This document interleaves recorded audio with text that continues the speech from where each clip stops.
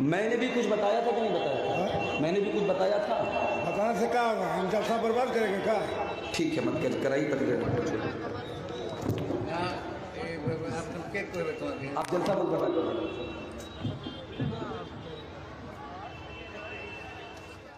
करना ही पड़ेगा। नहीं नहीं, कोई जबरदस्ती नहीं है भाई। नहीं करेगा तो जलसा का हर जगह पे जाओ।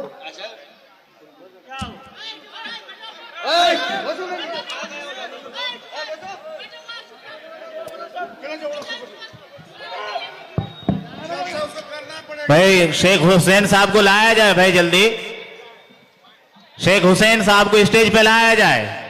देखिए कहीं ऐसा ना हो कि आइंदा फिर मैं आपके इलाके में आने के बारे में 1000 बार सोचूं। आप आलिम बुलाते हैं, किसी को गुलाम बना के नहीं बुलाते हैं। आपके सामने सारी मजबूरी बयान कर दी मैंने, अपने समय से ज्यादा आपके सामने तकरीर कर दी, चंदा भी कर दिया। उसके बाद पीछे से आवाज आई कि इतना करना पड़ेगा या ऐसा करना पड़ेगा, नहीं करेंगे तो हरजाना देना पड़ेगा। मैं किसी का गुलाम नहीं हूं भाई, मैं किसी का गुलाम नहीं हूं। अब आप लोग समझ लीजिए आपको क्या करना है। मैंने जलसे में तारीख दी तो किसी के हाथ की नाम की मैंने गुलामी नहीं लिखवाई थी। आपको क्लियर कर देना चाहिए कि आप गुलाम बन के आ रहे हैं। आप उलमा की इज्जत नहीं कर सकते, मत कीजिए जलसा, आप बंद करा दीजिए जलसे और मदरसे। आलिम को बुला के जलील कर रहे हैं आप, स्टेज पे धमकी दे रहे हैं।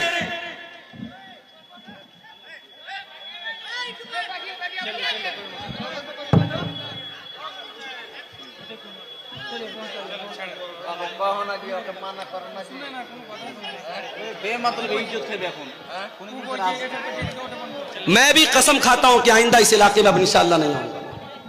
बहुत मुझे आज तकलीफ हुई है, बहुत दर्द हुआ है। जिस तरीके का लबो लहजा, जिस तरीके की जबान इस्तेमाल हो रही है, आप आलिम को बुला करके डरा रहे हैं, उसको जो है आतंकित कर रहे हैं, उसको दहशत में मुब्तला कर रहे हैं। एक आदमी मुझसे आके कहता है कि संभल के जाइएगा, आपके ऊपर हमला हो सकता है। मतलब आप इसलिए एक मेहमान को बुलाते, आलिम को बुलाते हैं।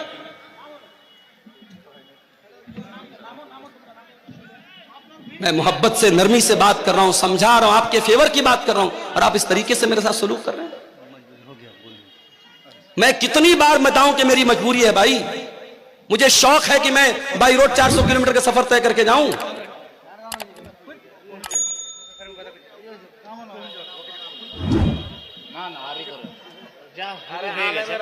मैं गवर्नमेंट टीचर हूं मदरसे में, वहां सुबह बायोमेट्रिक लगेगी, अंगूठा लगाना है मुझे। उत्तर प्रदेश मुझे जाना है, बनारस जाना है। मैं मजबूरी बता, मैं जुमा में बयान कर चुका हूं। अस्सलाम वालेकुम मौलाना साहब, आपसे मैं रिक्वेस्ट यही करता हूं, जो आप जिस तरीका से इस भरनाठी जलसा में प्रोग्राम दिए हैं और दर्शकों या पब्लिक हर जगह का आए हैं, आपके लिए आपका आवाज सुनने के लिए बहुत उम्मीद लेकर आए हैं। जिस टाइम आपसे आवाज सुनने के लिए आपको बैठना चाहिए, उस टाइम में आप उठ के जा रहे हैं। इसके लिए पब्लिक जो है खड़ा परेशान है। दूसरी बात है, हमारी मदरसा का जो है साल का एक बार जलसा होते हैं। बहुत 2-4 लाख रुपया खर्चा करके हम लोग एक प्रोग्राम बना रहे हैं। मौलवी साहब, आप जो स्टेप से चला जा रहे हैं तो हमारी बहुत मदरसे का बहुत ठीक है भाई, मैं स्टेज पर बैठ जाता हूँ। मैं नहीं जाता हूँ, मैं कल की छुट्टी किसी तरीके से ले लूंगा, मैं वहां तनख्वाह कटवा लूंगा, नौकरी को खतरे में मैं, मगर तकरीर नहीं कर सकता। जब आपकी इज्जत की बात है तो मेरी भी इज्जत की बात। चलिए, शुक्रान, जज़ाकुमुल्लाह। अपना लग रहा है कि बर्बाद हो जाएगा, मैं तो जान का खतरा मोल लेकर के जा रहा था ना, मैं नहीं जाऊंगा। ठीक है, मैं बैठ जाता हूँ स्टेज पर। शुक्रान, जज़ाकुमुल्लाह व हसन अल जज़ा। ये शेख अगर अब्दुल आपको गफ्फार, लगता है कि आपके मेरे स्टेज पर बैठे रहने से आपका जलसा बर्बाद नहीं होगा तो बचा लीजिए जलसे को। मैं जलसे को बर्बाद नहीं करता। अल्लाह के प्यारे नबी फरमाते हैं, तअल्लमू मिन अंसाबिकुम मा तसिलून बिही अरहामकुम। ओ लोगो, अपने खानदान को पहचानो, अपने रिश्तों को पहचानो, ताकि अपने रिश्तेदारों के साथ तुम अच्छा सलूक कर सको। जब तुम अपने रिश्तेदारों के साथ अच्छा सलूक करोगे, उनको पहचानोगे, उनके खुशी और गम में शामिल हो जाओगे, अल्लाह के नबी फरमाते हैं, फ़इन्नहा महब्बतुन फिल अहली मनसातुन फिल असरी मसरातुन फिल माली। उससे 3 फायदा होगा, 3 बेनिफिट होगा, 3 लाभ होगा। पहला लाभ तो ये होगा कि परिवार में मोहब्बत बढ़ेगी। दूसरा फायदा ये होगा, माल में बरकत पैदा होगी। और तीसरा फायदा ये होगा कि आपकी उम्र में अल्लाह बरकत देगा। अगर आप दौलत वाले हैं, अगर आप करोड़पति हैं, अगर आपको अल्लाह ने नवाजा है, अपनी दौलत अपने ऊपर खर्च की तो क्या की, अपने बीवी बच्चों पर खर्च की तो क्या की। दौलत का सही इस्तेमाल तो यह है, अपने बाल बच्चों की जरूरत पूरी करने के बाद, अपनी जरूरत पूरी करने के बाद हम ये देखें हमारे रिश्तेदारों में कौन है जो हमारी मदद का हकदार है, और आगे बढ़ करके किसी गरीब की लड़की की शादी करा दें, किसी का घर टूट रहा है उसका टूटा हुआ घर बना दें, किसी की मदद कर दें। मेरे प्यारे साथियों, ये तीसरा हक है जो अल्लाह ताला ने इस आयत में बयान किया, वह बिज़िल कुर्बा, अपने रिश्तेदारों के साथ भी तुम अच्छा सुलूक करो। उसके बाद फरमाया वबिल वालिदैनि एहसानम वबिज़िल कुर्बा वल यतामा, और यतीम के साथ तुम अच्छा सलूक करो। यतीम किसको बोलते हैं? अनाथ, जिसके बाप का इंतकाल हो गया। दुनिया में इंसान बाप की कदर नहीं करता, लेकिन जब बाप मरता है तब इंसान को महसूस होता है कितनी बड़ी दीवार होता है बाप। जिस बच्चे का बाप इंतकाल कर जाए, जो बच्चा यतीम हो जाए, अनाथ हो जाए, आज मदरसों में देखो अनाथ बच्चे पढ़ते हैं। जिन बच्चों के बाप जिंदा हैं वो घर से फोन करते हैं, बच्चों की हाल चाल लेते हैं, बच्चों को पैसा भेजते हैं, कभी कभार मिलने के लिए आते हैं, बच्चों को टॉफी देते हैं, सामान दे देते हैं। सोचो उन्हीं बच्चों में जो बच्चा अनाथ है, जो बच्चा यतीम है, वो बेचारा अपने आप को कितना बेबस महसूस करता है। सारे लोगों को प्यार करने के लिए उनका बाप मौजूद है, मेरा कोई बाप नहीं है, मेरे बाप दुनिया में नहीं है। इसलिए अल्लाह ताला यतीम के साथ, अनाथ के साथ अच्छा सलूक करने का हुक्म देता है। फरमाया वल यतामा, और अपने यतीमों के साथ तुम अच्छा सलूक करो। और माशाअल्लाह देखिए, बच्चा लाया है चांदी का कोई सामान, कौन दिया बेटा? अम्मी दी। चलिए, अल्लाह ताला जिसने भी इस बच्चे को के जरिए भेजा है, अल्लाह उसके चंदे को कबूल फरमाए और उसके हक में सदका जारिया बनाए। मेरे भाइयों, वल यतामा, यतीम के साथ अच्छा सलूक करो। मैं आपको क्लियर बता दूं, तकरीर के आखिरी 10 मिनट इंशाअल्लाह मैं चंदा भी करूंगा। 2000 रुपया है, किसके नाम से? रफीक आलम साहब ने ये 2000 रुपया दिया है, अल्लाह इनके चंदे को कबूल फरमाए। मेरे भाइयों, यतीम अगर कोई बच्चा है, हो सके तो उसके सर पे हाथ फेर दो। ये दिल का जो दिल की कठोरता है, दिल की नरमी, दिल की सख्ती को अगर नरमी में चेंज करना है तो यतीम के साथ अच्छा सलूक करो। एक सहाबी अल्लाह के नबी के पास आए, कहा अल्लाह के नबी, मुझे अपना दिल बहुत कठोर महसूस होता है, दिल बहुत सख्त महसूस होता है। आपने फरमाया जाओ इम्सा बिरासिल यतीम, किसी अनाथ के सर पर हाथ फेर दो, किसी यतीम के सर पर हाथ फेर दो, किसी यतीम की मदद कर दो, किसी यतीम के खाने का इंतजाम कर दो, तुम्हारे दिल की कठोरता दूर हो जाएगी। आज मसला तो यही है मेरे भाई, हमारे दिल कठोर हो चुके हैं, हमारे दिल सख्त हो चुके हैं। इस दिल में ना अल्लाह की मोहब्बत है, ना रसूल की मोहब्बत है, ना कयामत का डर है, ना आखिरत का डर है, ना जन्नत की तलब है, ना जहन्नम से बचने का जज्बा है मेरे भाई। तो यतीम के साथ अच्छा सलूक करो। हमारे नबी तो यतीम थे, पैदा हुए तो बाप का साया न था। 6 साल की उम्र में मां के साथ जा रहे थे, रास्ते में मां का भी इंतकाल हो गया। मेरे नबी 6 साल की उम्र में डबल यतीम हो गए, मां भी नहीं बाप भी नहीं। मेरे नबी से बढ़ करके यतीम की पीड़ा को कौन समझेगा, यतीम के दर्द को कौन समझेगा। इसीलिए अल्लाह के प्यारे नबी फरमाते हैं अना वकाफिलुल यतीम कहातैन, मैं और यतीम की परवरिश करने वाला, मैं और यतीम को पालने वाला, यतीम का भरण पोषण करने वाला। कयामत के दिन ऐसे आएंगे। आपने अपनी दोनों उंगलियों से इशारा किया। इसलिए यतीम, अगर आपके समाज में, आपके गांव में कोई बच्चा यतीम है, हो सके तो उस यतीम की परवरिश अपने जिम्मे ले लो। नहीं ले सकते उसके मदरसे का खर्चा अपने जिम्मे ले लो। नहीं कर सकते तो कम से कम देखो कि उसका बेहतर भविष्य बनाने के लिए, उसका अच्छा मुस्तकबिल बनाने के लिए क्या कर सकते हैं आप। यतीम के साथ अच्छा सलूक करो। उसके बाद फरमाया वल जार ज़िल कुर्बा, और अगर तुम्हारा कोई ऐसा पड़ोसी है जो पड़ोसी भी है और रिश्तेदार भी है, पड़ोसी भी है और चाचा भी है, पड़ोसी भी और ताया भी है, पड़ोसी भी है और चचेरा भाई भी है। अगर तुम्हारा पड़ोसी तुम्हारा रिश्तेदार है तो उसके साथ भी तुम अच्छा सलूक करो। और कुछ उलमा का कहना है कि वल जार ज़िल कुर्बा का मतलब पड़ोसी हो और मुसलमान हो। इस्लाम तो वो धर्म है मेरे भाइयों, इस्लाम तो वो मजहब है, अगर आपका पड़ोसी मुसलमान नहीं है, नॉन मुस्लिम है, हिंदू है, सिख है, ईसाई है, किसी भी मजहब का मानने वाला है, आपका पड़ोसी किसी भी संप्रदाय से, किसी भी वर्ग से, किसी भी जाति से, किसी भी धर्म से ताल्लुक रखता है, इस्लाम ये कहता है अपने पड़ोसी को तकलीफ न पहुंचाना, अपने पड़ोसी के साथ अच्छा सलूक करना। अल्लाह के नबी फरमाते हैं ला यूमिन वल्लाहि ला यूमिन वल्लाहि ला यूमिन, अल्लाह की कसम खा करके अल्लाह के नबी ने 3 मरतबा फरमाया वो इंसान मोमिन नहीं है, वो इंसान मोमिन नहीं है, वो इंसान मोमिन नहीं है। साहबा ने पूछा कौन है अल्लाह के नबी? आपने फरमाया मन ला या मन जारुहु बवाइकहु, जिसका पड़ोसी उसकी तकलीफ से महफूज न हो, जो अपने पड़ोसी को तकलीफ पहुंचाता हो, वो इंसान मोमिन नहीं हो सकता। इस्लाम तो वो दीन है मेरे भाई। आपके घर में गोश्त बन रहा है, आपके घर में सब्जी बन रही है, आपके घर में दाल बन रही है, आपके पड़ोसी के बच्चे भूखे हैं, अल्लाह के प्यारे नबी फरमाते हैं इज़ा तबख्त मरकतन फअक्सिर माअहा, जब तुम झोल बनाओ, जब तुम सालन बनाओ, जब तुम शोरबा बनाओ तो उसमें पानी थोड़ा सा बेशी कर दो, पानी थोड़ा सा बढ़ा दो, ताकि तुम्हारे पड़ोसी के भूखे बच्चे भी उसमें से खा लें। ये इस्लाम की शिक्षा है, ये इस्लाम की तालीम है। अपने पड़ोसी के साथ अच्छा सलूक करो।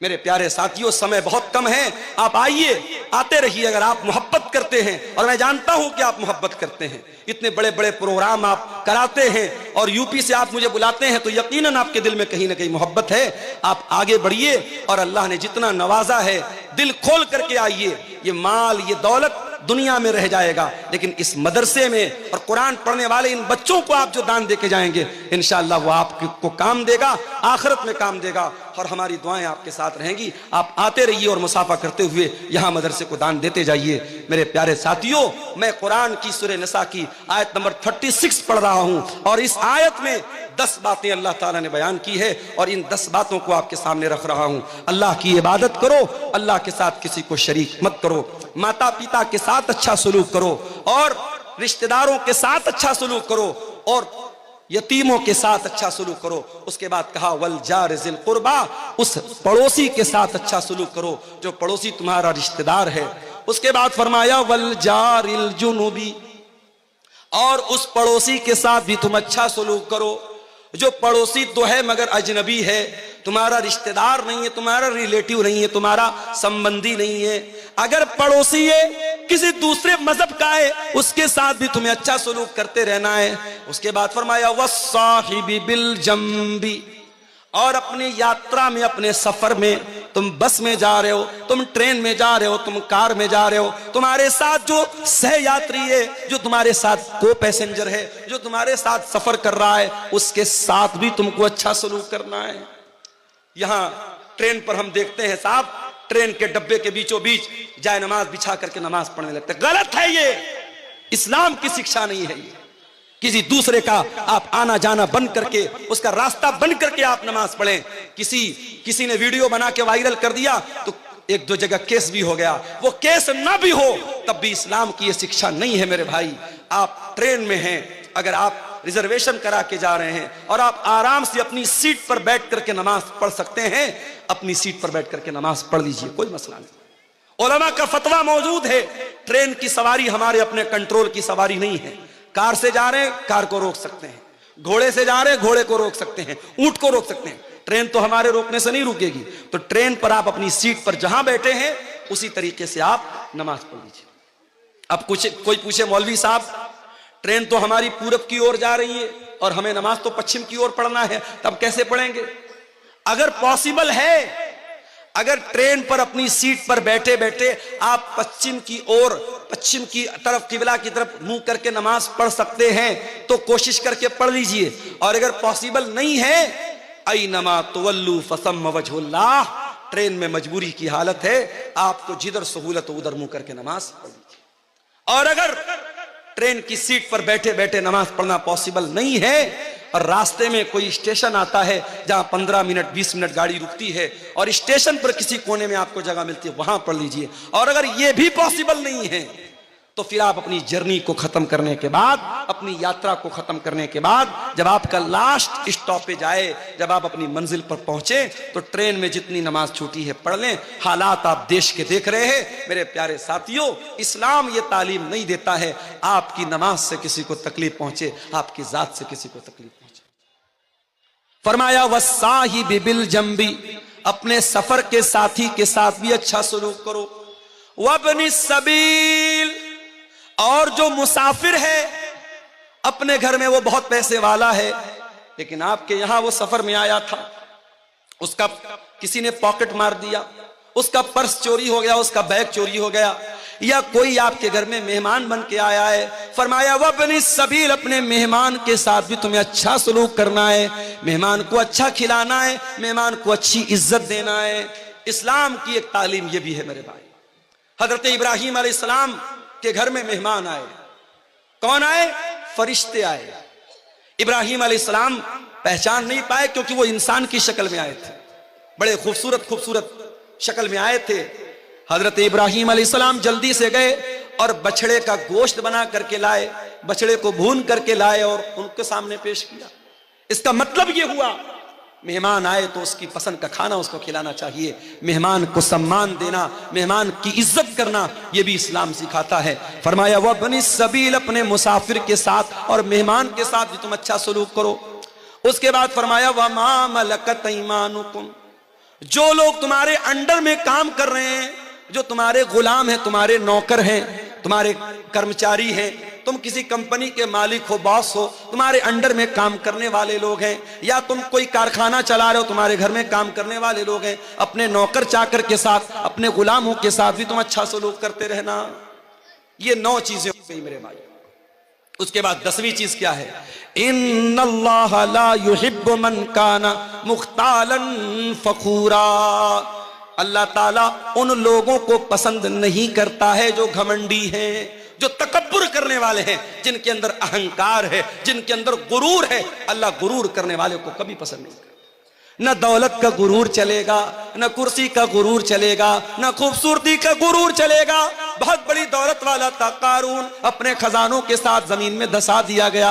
बहुत बड़ा बादशाह था फिरौन, उसकी सारी बादशाहत खत्म हो गई और पानी में अल्लाह ताला ने डुबा डुबा करके मार दिया। बड़ी ताकत वाली कौम थी कौम आद, बड़ी ताकत वाली थी कौम समूद, अल्लाह ताला ने हवा की तरह उड़ा दिया। इन्नल्लाह ला युहिब्बु मन काना मुख्तालन फखूरा, अल्लाह ताला अहंकारी लोगों को, मगरूर लोगों को, घमंडी लोगों को पसंद नहीं करता मेरे भाई। इसलिए अपने अंदर तवाज़ु पैदा करो।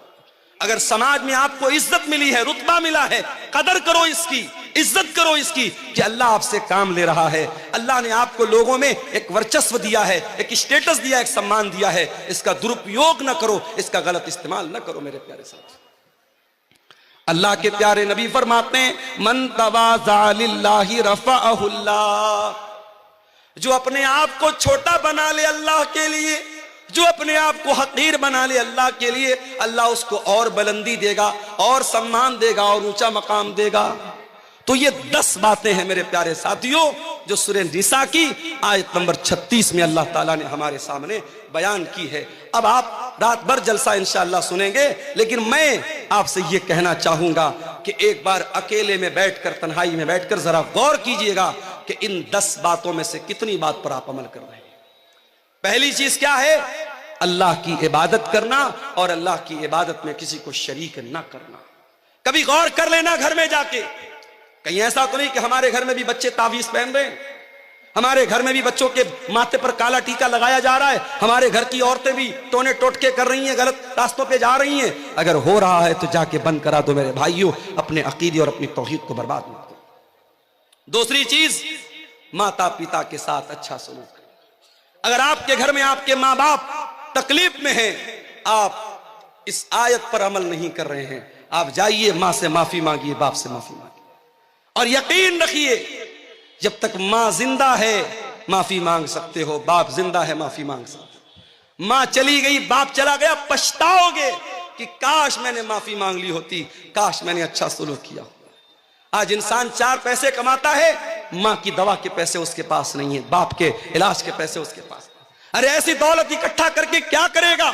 कि तेरी माँ इलाज के अभाव से मर जाए, तेरा बाप छोटी छोटी चीजों के लिए दूसरों का मोहताज बन जाए। अपने माँ बाप के साथ अच्छा सलूक करो मेरे भाई, रिश्तेदारों के साथ अच्छा सलूक करो, यतीमों के साथ अच्छा सलूक करो, पड़ोसियों के साथ अच्छा सलूक करो। दूर के पड़ोसी हैं या कोई गैर मुस्लिम पड़ोसी है, नॉन मुस्लिम पड़ोसी है, उसके साथ भी आपको अच्छा सलूक करना है। सफर का साथी है, उसके साथ भी आपको अच्छा सलूक करना है। मुसाफिर है, मेहमान है, उसका भी आपको सम्मान करना है। और आपका नौकर चाकर गुलाम लौंडी, उस जमाने में गुलाम लौंडी होते थे, आज के जमाने में नौकर चाकर हैं, इनके साथ भी अच्छा सलूक करना है। और 10वीं चीज ये है, अपने आप को अहंकार और गुरूर से बचाना है। मेरे भाइयों, अब आप आइए, मैं चंदे का काम शुरू कर रहा हूं, आप आते जाइए। और जो अल्लाह ताला ने आपको नवाजा है, मैं जानता हूं आप जलसे में आते हैं, तैयारी के साथ आते हैं और दान देने के लिए आते हैं। मेरे हाथ पे आप मुसाफा करते हुए, जो भी आप इस इदारे के लिए, ये बच्चे कुरान का हिफ्ज कर रहे हैं यहाँ, और अल्लाह के नबी की हदीस है, खैरुकुम मन तअल्लमल कुरान व अल्लमहु, तुम में सबसे बेहतरीन इंसान वो है जो कुरान को सीखता है, सिखाता है। मेरे अजीजों, ये हिफ्ज कुरान का मदरसा है। और आप, मैंने देखा कई लोगों ने कुरान भी यहाँ पे मदरसे के बच्चों के लिए दिया है। आप कुरान भी दे सकते हैं, आप रकम भी दे सकते हैं। इन बच्चों के साल भर के तालीम पर और इनके खान पान पर जो खर्च आएगा, उसमें भी आप ताउन कर सकते हैं। आप आगे बढ़िए और इस मदरसे का ताउन मेरे हाथ पे आप करते हुए जाइए। मैं दोनों तरफ से, मैं मेरे भाइयों मजबूरी समझ रहा हूं, मेरी भी मजबूरी है, जलसे वालों की भी मजबूरी है। हम जानते हैं जलसा चंदे के लिए होता है, इदारे के लिए होता है। कोई भी जलसे वाला ये नहीं चाहेगा इतना बड़ा जलसा और इतना बड़ा पिंडाल लगाने के बाद जो उसका एक टारगेट है जलसे का और मदरसे को जो एक रकम चाहिए, अगर वो रकम ना हो तो ये मकसद फेल हो सकता है। ये हमारे किसी भाई ने 500 रुपया दिया है। आइए आगे बढ़िए, मत बैठे रहिए, उठ करके आइए। मेरे हाथ पे जो भी आप 1000 2000 दे सकते हैं दे करके आइए। हमारे बाद मौलाना हुसैन अहमद सलफी साहब अररिया के, बहुत बेहतरीन मिष्टी जुबान उनकी है, मिष्टी भाषा है, मंगला जुबान के अच्छे मुकर्रिर हैं। ये हमारे किसी भाई ने 100 रुपया दिया है। मेरे भाई, मुसाफिर की दुआ है और एक आलिम की दुआ, खतीब की दुआ है। इंशाअल्लाह अल्लाह ताला इस चंदे को कबूल करेगा और आपको अल्लाह ताला आपके दान के बदले इसको आपके लिए सदक़े जारिया बनाएगा। आगे बढ़िए। हाँ, ठीक है। धान हो, मकई हो, वो भी लिखा सकता है। ये कमेटी के लोग गमछा लेके भी घूम रहे हैं, उनको आप यहां तक आ नहीं सकते। अगर आप अपनी जगह बैठे रहना चाहते हैं, देखिए जो भी 100 200 1000 जो भी आप दे सकते हैं चंदा दीजिए। ये मदरसा के चंदे ही का जलसा है, आपको बताने की जरूरत नहीं है। आइए आगे बढ़िए, इंशाअल्लाह ये चंदा, ये दान आपके काम आएगा। आइए मेरे भाइयों आगे बढ़िए। माँ बहनों से भी गुजारिश करूंगा कि आप भी, आपके अंदर भी बहुत जज्बा होता है, अल्लाह आपको भी बहुत जज्बा देता है। अपने सोने के ज़ेवरात उतारिए और भेजिए यहाँ पे, ये मौका बार बार नहीं मिलता है। अल्लाह ताला इन तमाम चंदा देने वालों के चंदे को कबूल फरमाए। इसके हक में जो बीमार हैं अल्लाह उनको शिफा अता फरमाए और जो लोग भी दे रहे हैं ये चंदा, अल्लाह उनकी रोजी रोटी में बरकत अता फरमाए। मेरे भाइयों, हमारे पास वक्त बहुत कम है, 5-10 मिनट का टाइम हमारे पास और है। आप आइए आगे बढ़िए और इदारे का ताउन करते हुए जाइए। अल्लाह ताला ये 500 रुपया एक और भाई ने दिया है, अल्लाह ताला इनके चंदे को कबूल फरमाए। देखिए, मैं आम तौर से चंदा नहीं करता हूं, लेकिन आपकी मोहब्बत में और आपके इदारे की मोहब्बत में मैं ये चंदा कर रहा हूं। आप आगे बढ़िए और मेरे हाथ में आप जो भी दे सकते हैं दे करके जाइए, ताकि जलसे की जो असल मकसद और उद्देश्य है वो पूरा हो जाए। मदरसे की उन्नति, मदरसे की तरक्की, इसके लिए हम আসুন আপনারা একটু দানের দিকে হাত বাড়ান। इधर रास्ता छोड़ दो, जो आना चाहे। এখনো দুজন বক্তা আছেন, আসুন আপনারা। आइए आगे बढ़िए। মৌলানা কোনোদিন দান নেন না, কিন্তু আজকে আপনাদের কাছ থেকে যখন চেয়েছেন তো আপনারা দিল খুলে ওনার হাতে দান করুন। आसन आसन आसन आसन दान देन। आइए, माशाअल्लाह, अल्लाह ताला कबूल फरमाए। এই প্রজেক্ট এ वाला अल्लाह मगफरत এই यूट्यूबर सब हटाओ, उनका हटाओ, आप लोगों को आने दो। माशाअल्लाह। देखिए, मैं रास्ता खाली करो, रास्ता खाली करो। मैं कबूल कर रहा हूं। आप आइए, अपनी कैपेसिटी के हिसाब से जो भी अल्लाह ने आपको नवाजा है आप यहां चंदा दीजिए। अल्लाह आपके दान खैरात को कबूल फरमाए।